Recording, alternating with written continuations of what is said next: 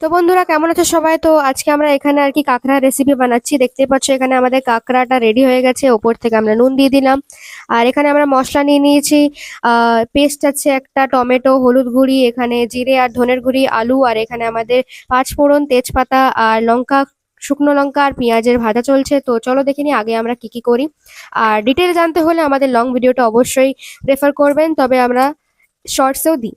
এখানে আমাদের কাঁকড়াটা অনেকটা কষা কষা হয়ে গেছে। তো ডিটেলে জানতে হলে তোমরা অবশ্যই ভিডিওটা দেখো, লং ভিডিওটি। তো এখানে তো বন্ধুরা এখানে দেখতে পাচ্ছ আমাদের কাঁকড়াটা কষিয়ে নিচ্ছি আমরা। এরপর এটাকে আমরা জল দিয়ে ফুটিয়ে কিছুক্ষণ পরেই আর কি আমাদের কাঁকড়া রেডি হয়ে যাবে। তারপরে আমরা এটা সার্ভ করে দেবো। তো তোমাদের ডিটেলে জানতে হলে তোমরা লং ভিডিওটা প্রেফার করো। তো এখানে রাখছি বন্ধুরা, আবার নতুন কোনো ভিডিওতে নতুন কোনো রেসিপি নিয়ে তোমাদের সাথে দেখা হবে। তো টাটা, বাই বাই।